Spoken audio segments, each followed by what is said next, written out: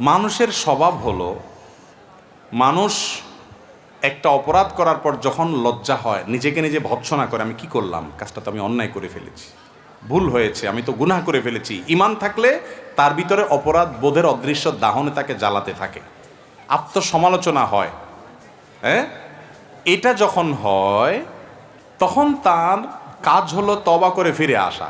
কিন্তু এই তওবাটা অনেক সময় ভেঙে যায়। তওবাটা যদি কেউ ধরে রাখতে পারে, এটার নাম তওবায়ে নাসুহা, খাঁটি তওবা। যে আমি একবার পাপ করেছি, এমন লজ্জিত হয়েছি, এমন অনুতপ্ত হয়েছে, এই ভুল আর জীবনে করব না, এইরকম প্রতিজ্ঞা করে ফেললাম, এবং জীবনে আর ওই ভুল আমার দ্বারা হইল না, এরকম তওবা করলে সেটা হলো সবচেয়ে খাঁটি এবং পিওর আসল তওবা। আর আরেকটা তওবা আছে একটু দুর্বল তওবা। সেটা কোনটা?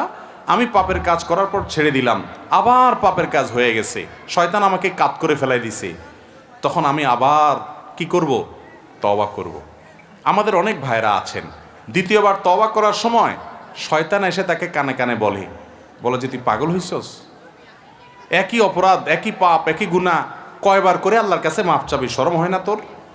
শরম সৃষ্টি করে, এই শরমটা শয়তানে সৃষ্টি করে। এই শরমটা ইমানের অঙ্গ না, এটা কুফুরির অঙ্গ। সব শরম, সব লজ্জা ইমানের অঙ্গ না। যেই শরমে আপনাকে ভালো কাজ থেকে বাধা দেয়, সেই শরম ভালো না খারাপ? আপনার গোসল ফরজ হয়েছে, স্বপ্নদোষ হয়েছে, যুবক মানুষ গেছেন আত্মীয় স্বজনের বাড়িতে বেড়াইতে, এখন যদি তাদের কাছ থেকে লুঙ্গি চান, লুঙ্গি নিয়ে যান নাই, লুঙ্গি চান এবং যে সবাই সামনে পুকুরে জুবজুবায়া গোসল করেন, বাথরুমে ঢুকে গোসল করেন, তাহলে শরমের কথা কি বলবে সবাই? হ্যাঁ, যে তার গোসল ফরজ হলো কেন, সবাই কি বলবে না বলবে, এই লজ্জার চোটে আপনি আর কিছু বললেন না, হেমনে ফজর পড়ে ফেলা দিলেন, বা নামাজ পড়লেনই না, বাড়িতে আসি পরে পড়লেন। এই লজ্জাটা কি ইমানের অঙ্গ না কুফুরির অঙ্গ? যেই লজ্জা আপনাকে আল্লাহর নির্দেশ পালন করা থেকে দূরে রাখে, এই লজ্জাটা ইবলিসে সৃষ্টি করে। এই লজ্জা বর্জন করতে হবে। এখানে কিসের লজ্জা? আমি আল্লাহর ফরজ বিধান পালন করতে যাব, এখানে যদি লজ্জা শয়তান সৃষ্টি করে, সে লজ্জার মাথা ভেঙে দিয়ে করে ফেলতে হবে হিম্মত করে। এটা বলে সৎসাহস। সৎসাহস যদি দেখায় করতে পারেন, কে কি মনে করলে করুক, আমি ফরজ নামাজ তো ছাড়তে পারি না, আমার জীবন চলে গেলেও ছাড়তে পারি না, আল্লাহ আমাকে শাস্তি দিবেন, সেই জন্য আল্লাহর ভয়ে সমস্ত লজ্জার মাথা খেয়ে, এই অন্যায় লজ্জা, বেহুদা লজ্জার মাথা খেয়ে আমি যদি কাজটা করি, এটা হলো প্রশংসার দাবিদার। ঠিক না? ঠিক একইভাবে আপনি এই জাতীয় লজ্জা যখন হবে, অন্যায় লজ্জা যখন হবে, যে লজ্জা আপনাকে গুনাহ করার পর তওবা থেকে দূরে সরাবে, ওই লজ্জা বুঝাবেন ইবলিস সৃষ্টি করতেছে। আল্লাহ তাআলার গুণবাচক নাম হলো ভাই তাওয়াব। কি নাম? তাওয়াব। তাওয়াব মানে কি? আল্লাহু আকবার। তাওয়াব মানে হলো যিনি রিপিটেডলি বান্দাকে ফরগিভ করেন, ক্ষমা করেন, বারবার ক্ষমা করেন, বারবার ক্ষমা করেন। বান্দা একবার ভুল করে মাপ চাইছে, আল্লাহ আবারও মাফ করেন, আবারও ভুল করছে, মাপ চাইছে, আবারও আল্লাহ মাফ করেন, বারবার মাফ করেন যিনি। দুনিয়ার মানুষ বারবার মাফ করে না। আল্লাহ তাআলা আরহামুর রাহিমিন, আল্লাহ তাআলা গফুর, আল্লাহ তাআলা সত্তার, আল্লাহ তাআলা গফফার, মহা ক্ষমাশীল, বারবার তওবা কবুল করেন। এই জন্য বান্দা যতবার তওবা করবে, আল্লাহ তাআলা কি করবেন? তওবা কবুল। তাহলে এটা যখন শুনছেন, এই যে সুবহানাল্লাহ পড়ে ফেলেছেন, তাহলে তার টেনশন নেই। এবার প্রতিদিন পাপ করবেন, প্রতিদিন তওবা করবেন, আল্লাহ যদি বারবার মাফ করে, অতএব টেনশন কি আর? কি বলেন? একজনের বাড়িতে একটা মলম আছে, সে জানে এই মলমটা এত কার্যকর মলম যে কোথাও কাটা গেলে, পোড়া গেলে, সেই পোড়া জায়গায়, কাটা জায়গায় এই মলম লাগাইলে সাথে সাথে রক্ত বন্ধ হয়ে যায় এবং ব্যথা ট্যাথা কমে যায়, ভালো হয়ে যায়। এই মলমটা তার কাছে আছে। তো এই জন্য সে প্রতিদিন ছুরি নিয়ে হাত কাটে আর মলম লাগায়, আগুনে আঙ্গুল লাগায়, পোড়ে, আর পোড়া গেলে এরপরে মলম লাগায়। এরা আপনি কি বলবেন? বেচারার মাথার দোষ আছে, ডাক্তার দেখানো দরকার। ঠিক না? ঠিক। আরে ভাই, মলম তো ভুলে কাটা গেলে, ভুলে পোড়া গেলে তখন লাগানোর জন্য। তুমি ঠান্ডা মাথায় ইচ্ছাকৃতভাবে এটা করে যদি তুমি মলম লাগাও, তাহলে তুমি অসুস্থ মানুষ। ঠিক তেমনি ভাবে যে ব্যক্তি মনে করে আল্লাহ তো বারবার মাফ করবে, তাহলে আমি পাপ করতেই থাকি, এ হলো বেপরোয়া।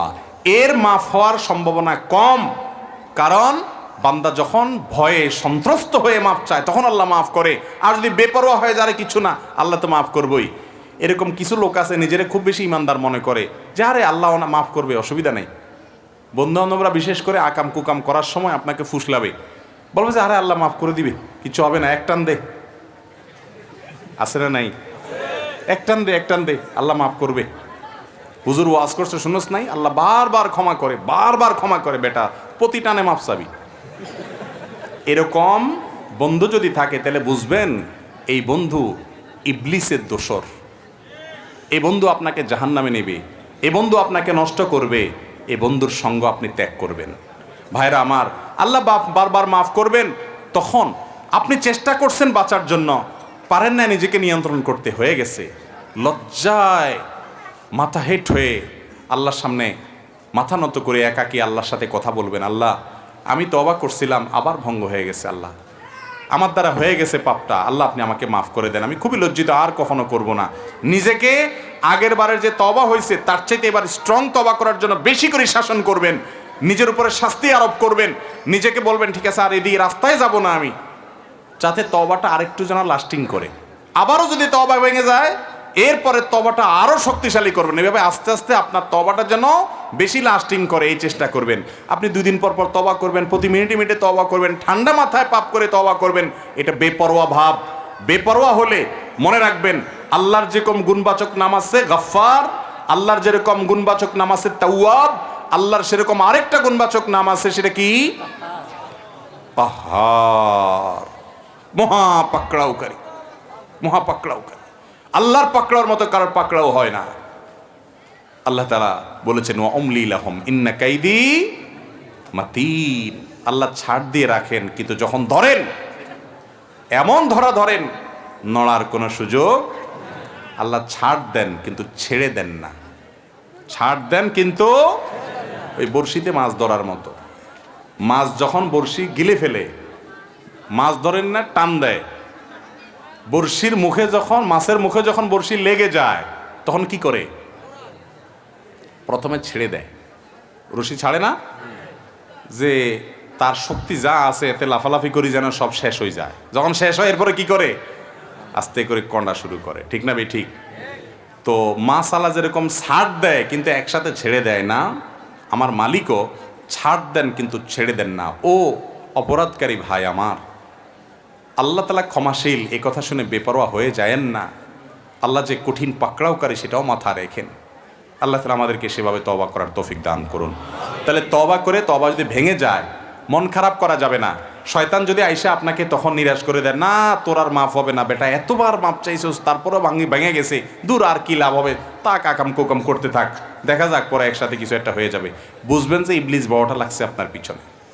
কারণ আল্লাহ বলেছেন ওয়ালা ইয়াইআস মির রাউহিল্লাহি ইল্লাল কওমুল কাফিরুন, আল্লাহর রহমত থেকে কাফের ছাড়া, অবিশ্বাসী ছাড়া, অমুসলমান ছাড়া কেউ নিরাশ হয় না। ঈমানদার কখন নিরাশ হতে?